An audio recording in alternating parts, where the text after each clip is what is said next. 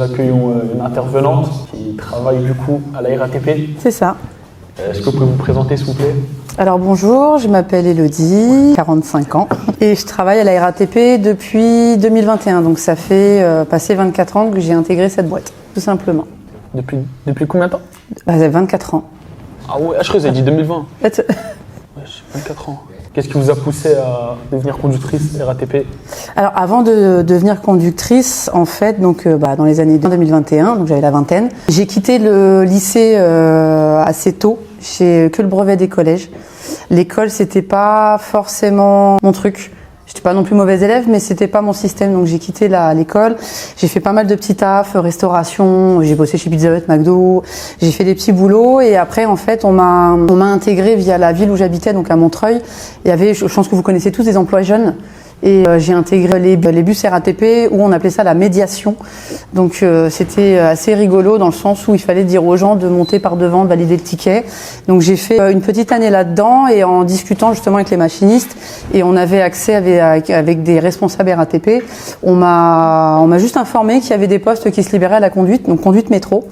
J'ai postulé à l'époque. Ma candidature est revenue négative parce qu'il me manquait 6 mois. J'avais 20 ans et pas encore 21 ans. Et j'ai eu la chance, parce qu'aujourd'hui, maintenant, je trouve que c'est une chance. J'ai reçu un nouveau courrier de la RATP qui m'informait qu'il y avait de la place chez les contrôleurs. Bon, je vais être honnête avec vous, je vais pas dire, bon, je mettais des tickets de temps en temps, mais pas tout le temps. Donc je me suis dit, passer derrière le rideau et passer au contrôle, c'était un peu compliqué. Franchement, je me suis dit, je me vois pas mettre des amendes aux gens qui, comme moi, de temps en temps, exceptionnellement, on fraudait, voilà, quand on n'avait pas d'argent. Mais j'ai réfléchi et les personnes qui m'entouraient m'ont dit, de toute manière, c'est un pied dans la boîte. Tu rentres, c'est pas la fin du monde, tu vas apprendre avec des nouvelles personnes. Donc j'ai postulé, j'ai fait la formation contrôleur. Avec le karma que j'ai atterri à Saint-Denis. Donc super lieu pour contrôler.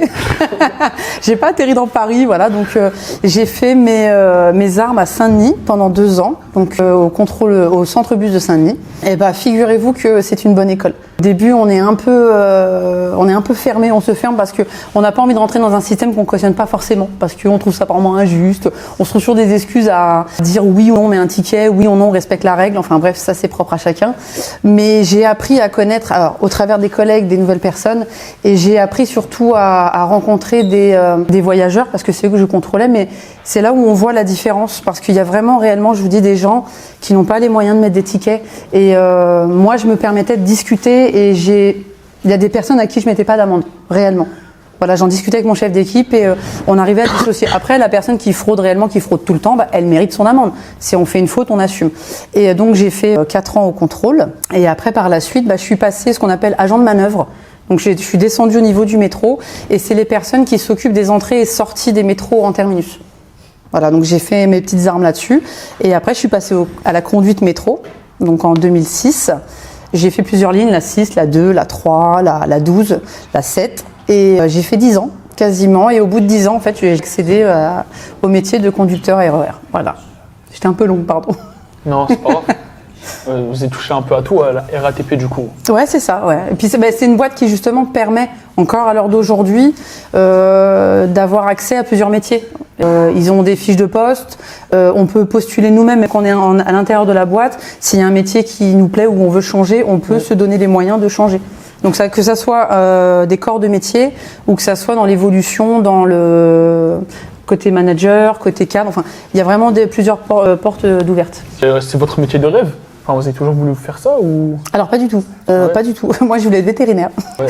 Rien à voir. Mais après voilà, je pense qu'il y a des chemins. Il faut pas se fermer aux ouvertures. J'avais pas les capacités que j'ai pu faire, que j'aurais pu avoir avec des études. Je me suis fermée aux études. Mais voilà, il y a des portes qui s'ouvrent. Il faut pas rester focus en se disant j'ai pas pu faire ça, je ferai rien d'autre. C'est dommage. Je garde ma passion pour mes animaux, je fais plein de choses au niveau associatif, je garde cette branche, mais la RATP m'a permis de découvrir des nouveaux métiers et actuellement celui de conducteur RER, je suis hyper épanouie parce que j'aime bien mon métier. Ok. Quelle est votre meilleure expérience que vous avez vécue avec la RATP? Après ça dépend. En gros, avec des voyageurs. Les voyageurs, c'est le kiff, pour moi en tout cas, pas pour tout le monde, mais moi ce que j'adore c'est quand j'arrive avec mon train, c'est les petits loulous qui viennent à la porte. Voilà, il tape avec les parents. Et ceux qui pourraient faire poète-poète la prochaine fois que vous me voyez. Alors je lui dis, j'ai pas le droit de faire poète-poète en gare parce que sinon tout le monde va devenir sourd. Et mais voilà, quand on est en extérieur sur les ponts, je vois des petits qui font coucou. Ça prend 2 secondes, on met un petit coup de klaxon et le gamin ou la gamine il est content. Et ce qui est bien aussi, c'est que avant tout, dans le monde où on est aujourd'hui, un merci. Voilà, on a attendu, on voit quelqu'un courir, on attend. On peut pas attendre tout le monde, on est d'accord. Moi, je suis obligée de fermer les portes et les personnes qui se coincent. Mais quand on voit une personne enceinte, une dame âgée, ou même n'importe qui court, on voit que la personne elle a la volonté de prendre votre train, et ben on l'attend. Et voilà, un geste, un merci, bon ça. Après, des fois, vous pouvez pas trop attendre parce que vous avez des horaires à respecter. On est obligé parce que plus on attend, plus les trains, voilà, on retarde et après c'est toute une histoire. Vous avez des questions ou pas? Oui. Et madame, votre expérience en tant que contrôleur, vous l'avez vécu comment? En vrai, je l'ai bien vécu. Sincèrement, je l'ai bien vécu. Alors là où je l'ai peut-être un peu mal vécu, c'est dans mon entourage. C'est vraiment, et pas familial, amical. Parce que j'étais originaire de Montreuil, j'ai du quartier de Lannou. Enfin, c'est vrai que quand j'ai commencé à annoncer où j'étais contrôleur, voilà, j'étais une vendue, j'étais une balance. Enfin, c'est dommage. Voilà. Après, je pense que les réactions, c'est propre à chacun. Mais en discutant tout doucement, quand les gens vous connaissent vraiment qui vous êtes, ils accepteront. Quoi que vous fassiez, que ça soit contrôleur, policier, je sais pas moi, douanier, enfin des métiers qui sont pas forcément hyper portés vers la jeunesse, mais non, après, ouais, c'est ça. Après, le reste, je l'ai bien vécu. Et madame, vous avez conduit quoi comme bus? J'ai pas conduit de bus, moi, j'ai conduit métro. Ouais, j'ai fait contrôle. Non, ça, j'ai pas conduit, ni le tramway, ouais. Non, moi, que métro. RER sinon? RER, là, je suis sur le RER A. Ok. Ouais. Et c'est quoi votre journée type? Pardon? Votre journée type, c'est quoi? Oh, journée type, alors on a 3 plages d'horaires, c'est matin, après-midi, nuit. Moi je fais essentiellement, alors on a la chance de pouvoir aussi moduler nos horaires, c'est ça, c'est vachement cool. On a des collègues, on peut échanger avec eux. Mais ma journée type, en fait c'est prise de service, donc on arrive, alors 0 alcool, 0 drogue, ça on est d'accord. Prise de service, donc on prend notre train, on a des horaires à respecter, on a des destinations où on va, donc on fait des allers-retours. Moi je suis une Nanterre-Préfecture, donc je fais Nanterre-Préfecture, Marne-la-Vallée-Chessy. De Marne-la-Vallée-Chessy, je reviens à Nanterre. Après, je peux aller à Torcy, je peux aller à Boissy. Enfin, on a tous des services différents, mais c'est pour couvrir l'offre de transport.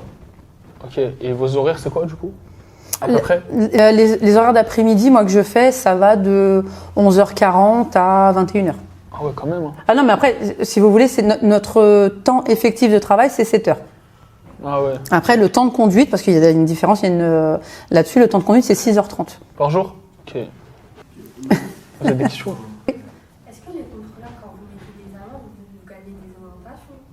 Alors moi à l'époque j'étais au contrôle bus parce qu'il faut savoir que c'est des départements bus, département métro RER et au département bus non, on n'avait pas de, je sais pas si on appelle ça un pourcentage, enfin, on touchait rien sur les amendes, que ça soit amende papier ou amende liquide et au métro ouais non plus, il y a pas de, je pense que c'est une légende urbaine, je vois pas pourquoi les gens ils toucheraient des commissions. Moi personnellement en tout cas je n'ai jamais touché de voilà. Après il y a des contrôleurs, moi j'ai un exemple, mon petit frère il s'était fait contrôler avec Bilal en plus. Et en gros, le policier lui avait dit de lui ramener de l'essence, de lui passer un billet pour pas qu'il lui mette l'amende. Non, alors après, après attention, quand vous êtes contrôlé, si vous êtes en fraude, il y a 2 types de verbalisation. Il y a le PV qu'on vous met avec votre pièce d'identité ou ce que vous pouvez dire verbalement, parce qu'on n'a peut-être pas tout le temps sa pièce d'identité, ou sinon vous pouvez payer sur place. Non, mais en gros, lui, il lui a demandé un billet pour lui-même. Ah bah non, s'il le fait, enfin, j'étais pas là ce jour-là, mais si cette personne, c'est pas en gros, il a menacé, il lui a dit soit tu me passes un billet, soit j'appelle la police. Et en gros, on vérifie, on vérifie tout ça. Ah aussi, non, non, il a faut pas faire ça. Non, il a pas le droit là. C'est-à-dire, les personnes comme ça, on peut les signaler du coup? Bien sûr. À la RATP. Ben oui.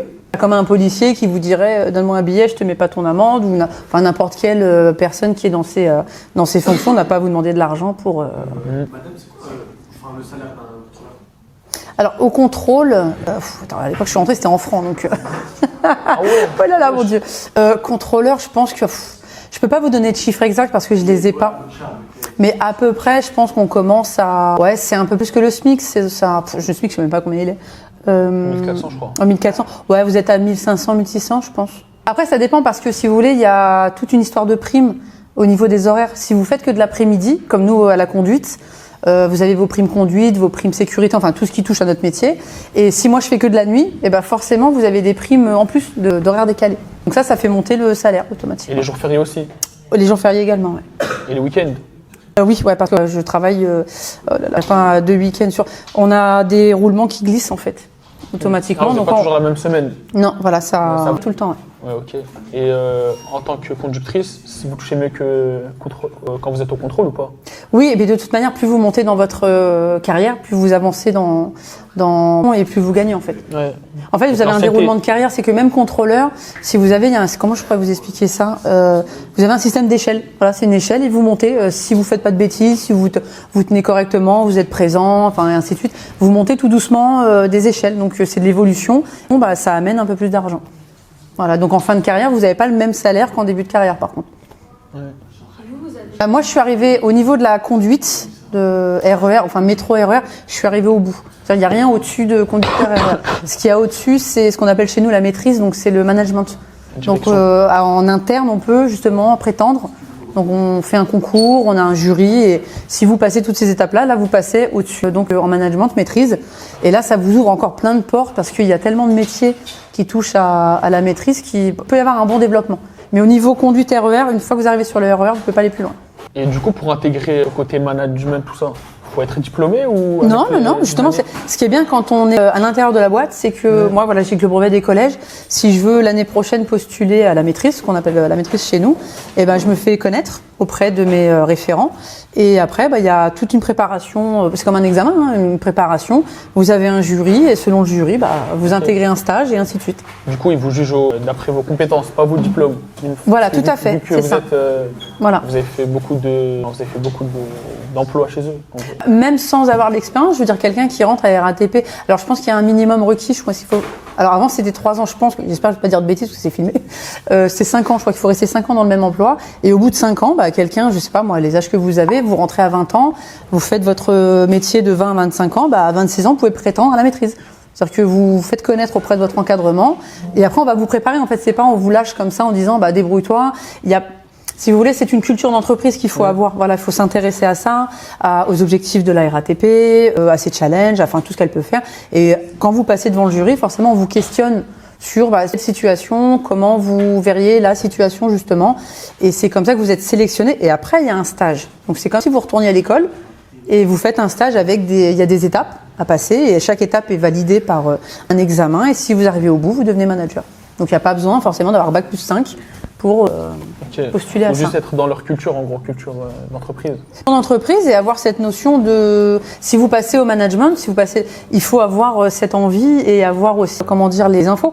Okay, ouais. Il n'y a pas besoin de passer un diplôme, mais maintenant, on a accès à plein de formations et les réseaux, on a accès à plein de trucs. Je pense qu'on peut se former nous-mêmes déjà à se préparer, à encadrer une équipe. Et après, on est entouré aussi de managers, donc il faut prendre aussi de leur expérience. C'est un tout, en fait. Ok. Question, non? Alors après, ça dépend d'accidents. Si tu parles, excuse-moi, je te tutoie, mais si tu parles d'accidents graves de personnes, donc de suicide, moi j'ai eu la chance de pas en avoir. Pourtant, il me reste encore facilement 13 ans à faire, donc j'espère juste que j'ai eu des tentatives. Tentatives, c'est déjà compliqué, et j'ai eu malheureusement dans le métro, j'ai bossé sur la ligne 12, donc à Marx-Dormois, j'ai eu une personne, je vais dire toxico, c'est pas bien, mais qui était dans le tunnel. Donc je l'ai tapée avec mon train. Mais elle a survécu, elle a eu la chance, la bonne étoile au bon moment. Elle a eu un souci au bras, mais elle n'a rien eu. Mais c'est vrai que c'est récurrent.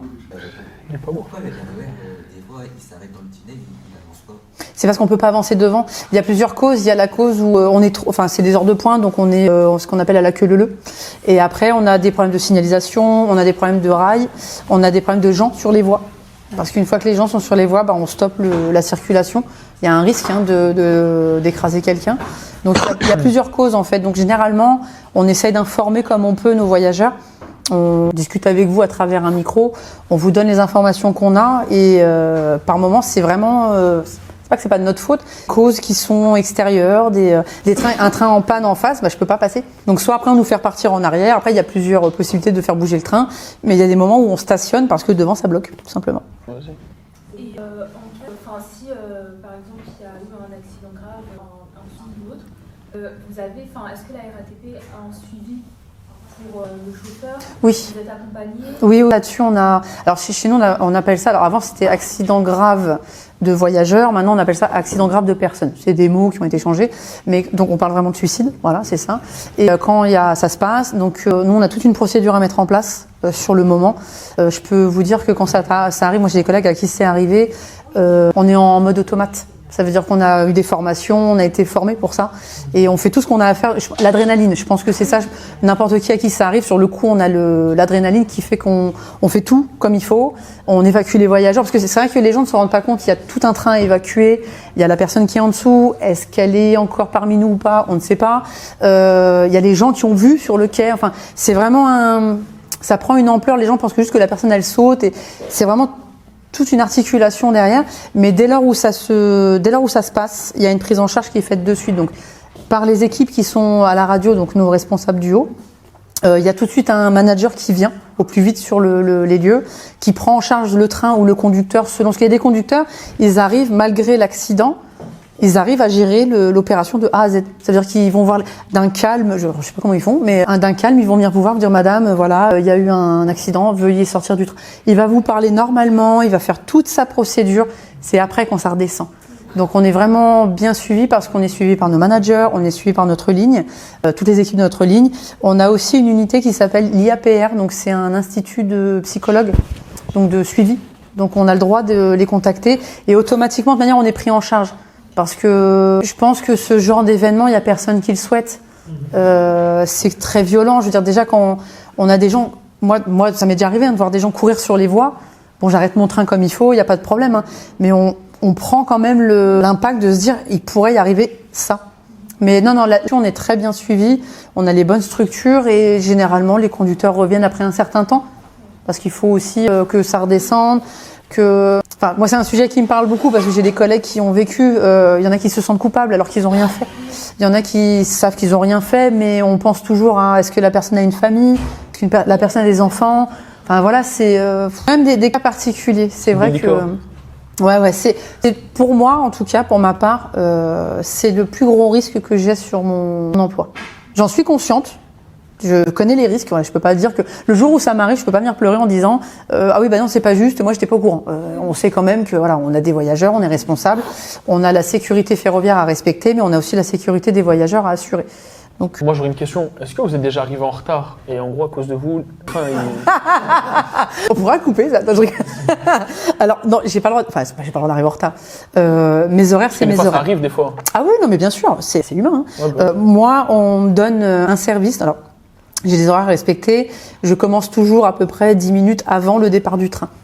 Alors entre 10, 15 minutes. Et après, on a des services où on commence une demi-heure avant parce qu'on a des choses à faire sur le terminus. Mais ça peut arriver, on est bloqué dans un bouchon, on a un enfant malade ou on a quand même des personnes dans nos attachements, ce qu'on appelle un attachement conduite. On a des personnes qui sont là pour assurer au cas où le personnel manquant ou le personnel en retard. Donc généralement, les trains ne partent jamais en retard. Mais si du coup la personne qui doit gérer votre retard est aussi en retard. Ah ça va. Ça, c'est... Et là, c'est un chef qui prend le train.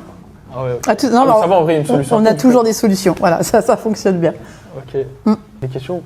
C'est taillé. Genre les métros automatiques, comment ça avance? Alors, c'est toute une technologie. C'est un automate, en fait. Je pense que c'est paramétré par des logiciels. Alors, j'irai pas trop au fond du sujet parce que j'y connais pas grand-chose. Mais la mise en place des lignes automatiques, c'est comme dans d'autres pays. Hein, c'est un ordinateur qui gère ça. Mais derrière les ordinateurs, il faut se rassurer. Alors, le métro est peut-être automatique. Il y a personne dedans. Mais il y a des gens un peu plus haut dans des locaux qui gèrent la ligne. Ça veut dire que je vous prends la ligne 14, qui est automatique depuis pas mal d'années. Quand le train s'arrête pour raison X ou Y, bon, ils ont pas forcément les mêmes problèmes que nous, parce qu'ils ont des portes palières, mais ils ont des problèmes de signalisation, des problèmes mécaniques, enfin des problèmes sur le train. Quand le train s'arrête et que quelqu'un appuie sur le bouton, il y a quelqu'un qui lui répond. Donc il y a toute une équipe aussi qui est derrière. C'est automatique sur le train. Il n'y a pas de conducteur, mais il y a des humains, enfin il y a des personnes qui s'occupent de la ligne en elle-même.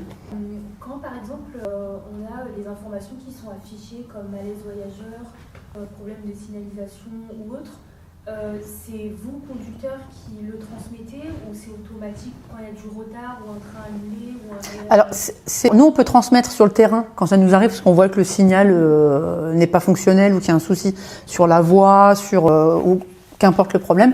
On appelle à la radio, ça monte directement aux personnes qui gèrent la ligne. Et si vous voulez, c'est ce qu'on appelle des chefs de régulation. C'est eux qui gèrent le maintien de la ligne. Et à côté des chefs de régulation, on a une petite unité de personnes qui s'occupent de l'information voyageur. Donc en fait, c'est un relais. Okay. C'est-à-dire que même quand on déclare un malaise voyageur, ça va très vite. Il appelle, hop, il a l'information, hop, ils sont juste à côté et ils essayent. très rapidement de donner l'information aux voyageurs. Donc ça va sur les écrans, ça va automatiquement sur Twitter. Aussi, ils ont des comptes. Et puis nous, on a un appel général, ce qu'on appelle un appel général, donc toute la ligne l'entend. Même si je suis à l'autre bout de la ligne, je sais qu'à Vincennes, il y a un malaise voyageur. Donc moi, je peux déjà d'avance dire aux gens, je sais pas, ceux qui vont dans le tronçon parisien, bon écoutez, pour l'instant, on va rouler, ça va aller jusque Vincennes, mais peut-être que Vincennes, ça va coincer. Donc voilà, ça fonctionne comme ça. On a parlé des risques de faire des accidents avec des passagers, etc. Mais depuis quelques années, il y a aussi le fait que les gens oublient leurs bagages. Ah ça Ça arrête beaucoup les trains, ça. Oui, bah alors ça, je dis pas que c'est un vrai problème, mais on a beaucoup d'oublis de sacs, de valises, de. Après, il y a des gens qui oublient leurs chiens, leurs chats. Enfin, j'ai plein de choses. Hein. Ils arrêtent les trains pour ça. Alors oui. En fait, il y a une procédure type qui a été vue avec la RATP, IDFM Mobilité. Enfin, c'est toute une structure. Hein. C'est pas, on a décidé d'arrêter le train parce qu'on a vu un sac. On est en plan Vigipirate niveau 3 ou 4. Enfin, on est quand même assez. Et donc, forcément, quand on est en plan Vigipirate, que ça soit conducteur, même voyageur, il y a des gens qui appliquent vraiment les choses. Donc, un sac à dos noir qui est dans un coin, il y a personne à côté. Bon, si c'est fermé, moi, quand on vient me le dire, je vais voir. Hop, je vais voir là où il est le sac. Je regarde. Je demande quand même aux voyageurs, et même sur le quai, j'essaie de faire une annonce en demandant à qui est le sac. S'il est fermé, moi, je ne le touche pas. Voilà. Et puis, je ne l'ouvre pas. On ne sait pas ce qu'il y a dedans. Les 3/4 du temps, 5 minutes après, on nous appelle et on nous dit le sac est réclamé. C'est un oubli. Vous savez, les gens, même moi, apparemment, je suis hyper. Je me pose des questions. Je me dis mais comment les gens ils peuvent oublier leur sac, leur caddie de course. La dame, elle part sans son caddie de course. On ne sait pas pourquoi. Moi, j'ai retrouvé un chien dans mon train. On a retrouvé une poussette avec un bébé. Enfin, vous savez, non, c'est pas une dinguerie. Vous savez, je pense que les gens, réellement, les gens sont pressés. Ouais. Les gens courent partout. Et nous, on a déjà eu où la dame, elle était au téléphone, elle était avec ses sacs et elle est partie. Elle a entendu le vibreur sonner et dans la panique, elle s'est dit faut que je descende. Donc elle est descendue et sur le coup, elle fait mon bébé et hop, le train est parti. Donc, non, il n'y a pas de drame, c'est pas grave. Le conducteur, généralement, il le sait très vite. Ou la dame, elle va tout de suite voir l'agent des gares. On est vite prévenu et on retrouve, on réunit les familles. Non, mais il y a souvent des choses comme ça. Vous savez, les gens qui montent, alors c'est souvent des petits bouts qui sont concernés, 4-5 ans généralement. Les parents, voilà, ça sonne, ils sont sur le quai à Châtelet, je vous mets dans le mille à Châtelet, ça sonne, ils sont prêts, il y a un train toutes les 1 minute 30. Ils veulent absolument prendre ce train, donc ils courent, mais le petit loulou qui est derrière, il court pas pareil. Donc le parent saute dans le train, les portes se ferment, et le petit il est là, voilà. Donc on a déjà eu aussi des enfants tout seuls. Mais je ne juge personne, c'est juste que les gens sont, voilà, ils sont rapides, ils sont speed, et il y a plein de choses. Et c'est comme ça, je pense que les sacs sont oubliés. Les 3/4 du temps, c'est des sacs d'étudiants avec des classeurs, mais quand vraiment on a eu quand même pas des suspects, mais voilà, des valises non réclamées quand elles sont sous un siège. Et il n'y a pas forcément de danger, mais on ne sait pas. Avec les attentats qu'il y a eu, on peut pas prendre de risques en fait. Mais la RATP gère ça très bien. Elle a des procédures mises en place. Et généralement, en plus, au niveau du trafic, on arrive vite à remettre le mouvement. Le train en lui-même est immobilisé, mais les trains arrivent à circuler. Donc ça impacte sur un petit bout. Puis bon, après, il y a aussi, quand il est déclaré suspect par...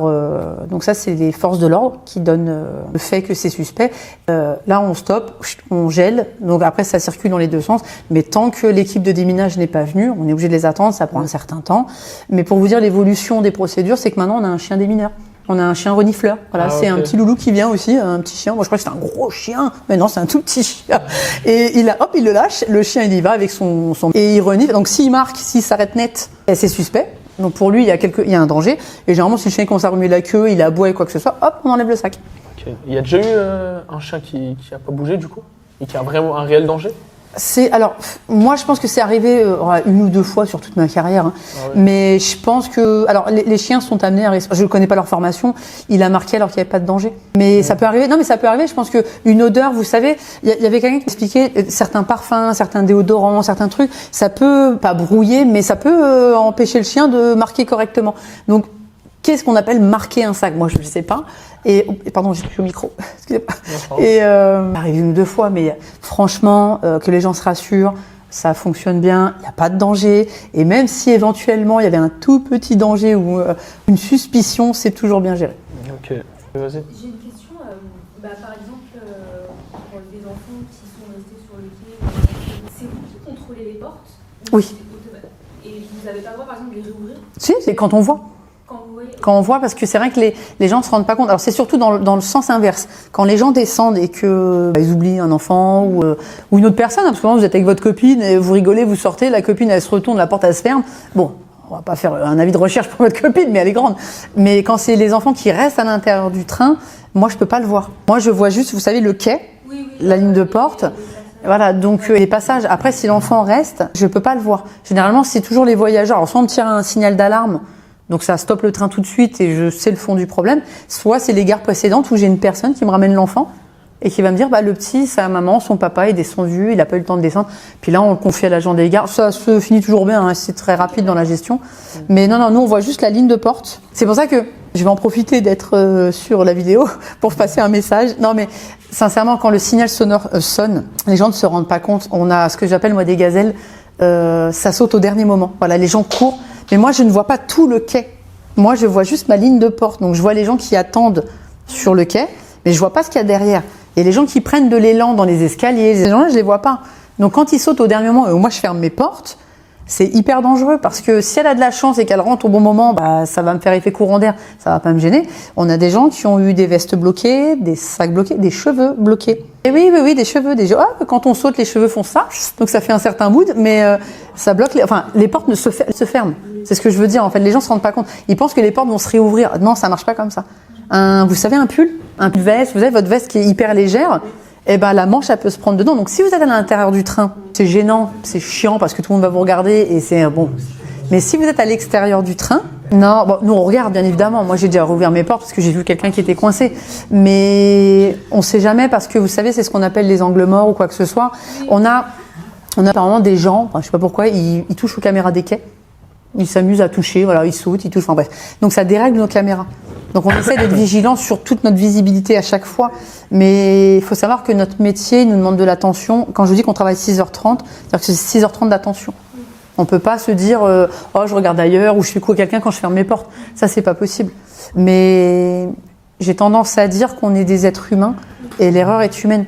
Donc si on vous dit que l'audition du signal sonore de la fermeture des portes, forcez pas. Ne forcez pas parce qu'en plus dans tout ça, il y a des bousculades, il y a vous savez, il y a le gabarit du train avec lequel il y a des trous. Il y a des gens qui tombent aussi. Donc vous allez courir, vous allez pousser, vous allez rentrer dans le train, mais la personne qui est à côté de vous sur le quai, qui attendait le train suivant pour une autre destination, elle peut tomber. Vous voyez, c'est l'effet boule de neige. Voilà, c'est des conséquences qu'on voit pas forcément quand on est voyageur. Et je trouve ça bien ce genre de rencontre parce que on peut dire ce qui se passe derrière le rideau. Faut faire attention. Toujours. Ouais, c'est ça. Mais même attention quand vous êtes dans le train, parce que ceux qui sont debout, quand on fait un freinage d'urgence, si vous ne tenez pas, vous tombez. Alors vous êtes jeune. Pardon ? Enfin, pour les personnes âgées, ils peuvent se faire mal. Hein. Eh bien, tout à fait. Vous êtes jeune, vous allez rebondir, vous allez vous relever, c'est pas le souci. Personne âgée, elle tombe, elle peut se faire mal. Okay. C'est vrai ? Quelle histoire ? En fait, j'étais avec mon grand-père et mon grand-père qui venait passer la pandémie, il est tombé. C'est vrai ? Voilà. Et c'est pas fait mal ?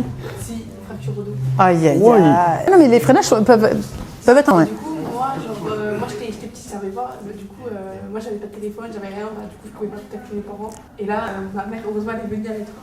C'est parce qu'on a appelé les urgences. C'est pour ça, bon, faut tenir dans le train. Le train, ça va à combien de km/h ? Moi, je vais jusqu'à 120 km/h. Okay. Ah, vous pouvez être en excès de vitesse ? Oui.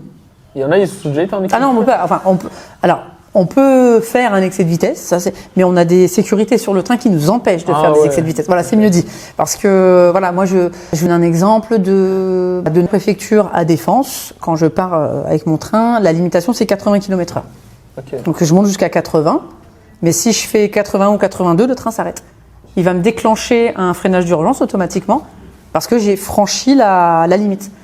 Et il s'arrête, il revient à 80 ou il s'arrête ? Ah non, il s'arrête, le freinage d'urgence, clac, le train il s'arrête. Ah ouais. Et moi je dois confirmer le freinage, parce qu'on a un manipulateur qui nous aide à avancer et à freiner, et il faut que je confirme que moi j'ai compris que le train freinait. Ok, et c'est signalé ça du coup ? Ah bien sûr c'est signalé, il faut le signaler, c'est signalé sur ce qu'on appelle le train, c'est une bande enregistreuse. Qui enregistre comme une boîte noire en fait, qui enregistre tout ce que vous faites et c'est écrit dessus. Donc même si moi un jour je me dis je vais pas le dire, on sait jamais, et ils le seront. Donc dans tous les cas, il faut le signaler. Alors pénalité pour ce qu'on appelle chez nous des survitesses. Voilà, ce qu'on appelle des survitesses. Ça vous arrive d'en faire une ou deux parce que apparemment c'est pas vous, c'est le train. Vous savez, il s'emballe, il part, et d'un seul coup, bah, vous pensez, et hop, ça monte, et bon, vous avez une survitesse. Une ou deux, c'est pas dramatique. On va venir vous voir, on va vous dire attention. Voilà, c'est comme, c'est même pas des avertissements, c'est voilà, on a vu que tu as signalé que, fais attention, sois vigilant. Après, si vous êtes amené à en faire plusieurs, il faut savoir que c'est un métier de sécurité ferroviaire, donc il y aura. C'est pas des sanctions, c'est voilà, on va peut-être vous faire réfléchir sur comment vous amenez, comment vous êtes sur votre métier actuellement. Enfin, il y a quand même il y a des garde-fous partout, heureusement. Est-ce que vous conseillerez votre métier aux jeunes? Enfin, nous, du coup. Oui. Avec aussi, moi je suis rentrée il y a longtemps. La boîte, la RATP a changé bien évidemment. Alors je dis pas ça dans le mauvais sens. Elle a changé parce qu'elle a évolué avec le monde d'aujourd'hui. Ça reste une super boîte parce que ça vous offre un panel d'emploi. Voilà, moi quand j'entends des jeunes, parce que la dernière fois j'ai pris un jeune qui travaille aux ateliers de Sucy. Là où on fait des trucs sur les trains. Le gamin, excusez-moi parce que je suis assez âgée. Le jeune, il a quoi? Il a 17 ou 18 ans. Il a intégré les ateliers en, comment on appelle ça? Avec les CFA, enfin en méthode d'apprentissage, voilà. Métier d'apprentissage, donc il est aux ateliers, il est super content et on est déjà en train de lui dire, eh ben, tu fais ton apprentissage, tu obtiens ton diplôme, tu restes, voilà, quelques années aux ateliers et après, s'il veut passer conducteur métro, eh ben, il passe le concours. Tout simplement, il se fait connaître. Alors, parce qu'il y a autant d'embauches en extérieur qu'en intérieur, en interne. Donc, si la personne a mis un pied dans la boîte et qu'elle veut faire autre chose, elle a la possibilité. Donc, je trouve que dans les entreprises en Ile-de-France, la SNCF fait la même chose. Mais c'est quand même une belle entreprise. Ça vous laisse quand même un bel avenir au niveau de développement personnel, développement professionnel. Et moi, non, si, je le conseille parce que je suis la première à le dire, j'ai le brevet des collèges. Je suis pas, voilà, j'ai pas passé mon bac, j'ai pas un niveau d'études haut, et ça n'empêche pas.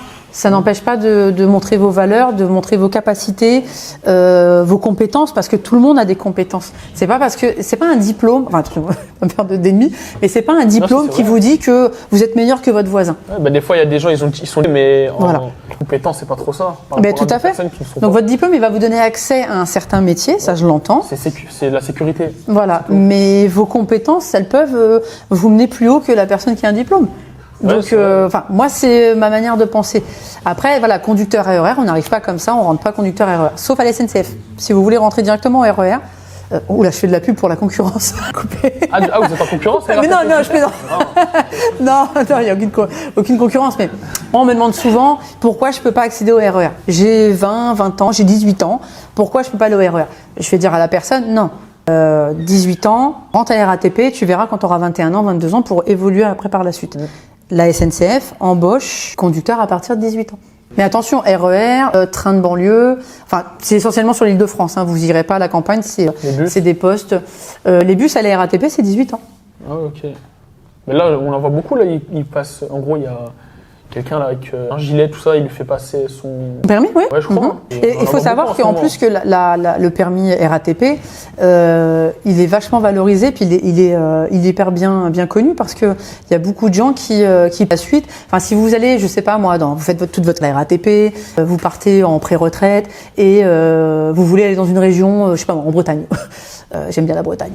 Il y a des boîtes privées, je sais pas si vous voulez bosser un petit peu plus en temps partiel, vous dites que vous avez le permis bus RATP, et c'est une belle carte de visite. Parce que la RATP, il faut aussi savoir que c'est connu, bon je vais peut-être pas dire mondialement, mais j'en suis pas, mais elle a une très très bonne carte de visite, la RATP. Ouais, je vais vous parler du métro, là à Dubaï, il y a des projets de transport à Dubaï.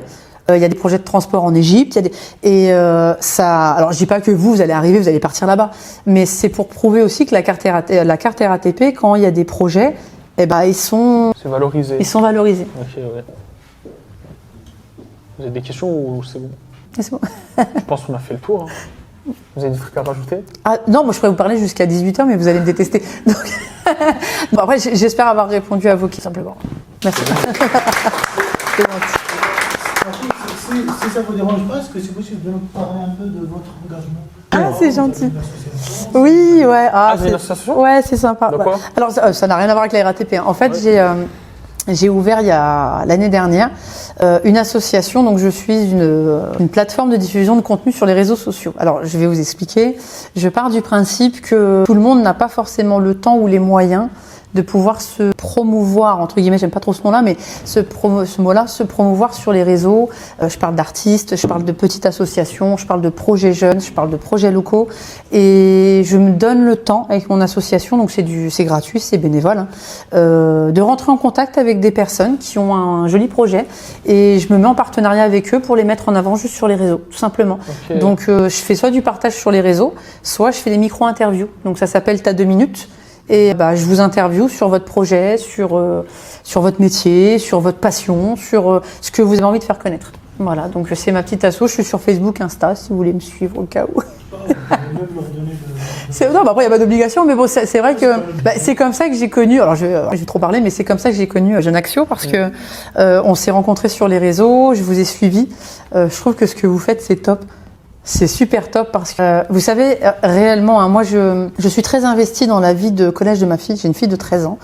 Et je trouve qu'il y a pas mal de gamins, alors scolarisés, pas scolarisés, je mets aucune étiquette nulle part, mais je trouve qu'il y a pas mal de gamins qui sont bourrés de bonnes idées, qui sont bourrés de talent et qu'on n'écoute pas. Ou qu'on dit, ah ouais, mais bon, voilà. Et je suis là pour débroussailler un peu tout ça et de temps en temps de dire aux personnes, si vous avez un projet, on en parle et on essaie de le mettre en valeur sur les réseaux. Ça va pas vous amener 10K de followers, on est d'accord, hein. Mais si ça peut vous aider, un petit coup de pouce pour pouvoir vous lancer dans un projet, même dans un sujet associatif ou une cause. Voilà, une cause. Là, moi, pour donner l'exemple, je fais un Noël solidaire pour les personnes âgées en maison de retraite.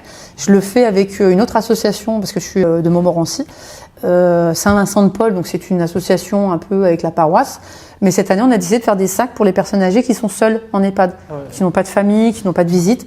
Et c'est rien, hein, c'est des chocolats. Allez les voir en plus. Hein. Et c'est très, il faut le faire parce que ce genre d'action, déjà, ça vous enrichit personnellement et ça leur donne beaucoup de choses. Parce qu'ils sont seuls. Et ils sont seuls, voilà. Donc, puis ça amène de l'expérience aussi. Bon, apparemment, ça radote un peu, hein, mais ça ramène pas mal de choses. Puis les échanges sont bons, donc voilà, je me donne à cœur de porter ce genre d'action. Donc, si un jour vous avez un projet, une idée, ou n'hésitez pas à m'envoyer un petit message. Si je peux vous donner un petit clin d'œil, un petit coup de pouce, je le ferai. Je vais pas faire le travail à votre place, je suis pas là pour ça. Mais c'est pour ça que je mets en avant ce que fait Jeune Axio, parce que ne serait-ce que les petits films que vous avez faits. Alors j'ai pas osé au début, je suis un peu timide, mais ne serait-ce que sur le harcèlement, c'est un sujet qui me parle énormément. J'ai des proches qui ont été victimes de ça. Ma fille a été victime de ça. Alors attention, hein, pas d'harcèlement, vous savez comme on voit à la télé où le gamin, mais toute forme d'harcèlement n'est pas à cautionner. Et ne serait-ce que vous, ce que vous faites avec vos petites vidéos, c'est déjà du plus. Et ça devrait tourner, être partagé. Franchement, on aime, mais on devrait montrer, ne serait-ce que vous, à partager ce sujet-là. Voilà, bon après j'arrête de parler parce que je parle beaucoup. Oh, merci beaucoup. Ça fait comment l'association? Ah, c'est Streamenco 95. C'est sur Insta, TikTok, Facebook. Bon, après il n'y a pas de. Ouais, si vous voulez, ouais, c'est gentil. C'est gentil. Voilà. Merci beaucoup, madame. Merci à toi, mais à vous. Merci à vous, sincèrement. Futur collègue. Merci Mohamed. De rien. C'est Mohamed. C'est madame. Nous en prie. Voilà,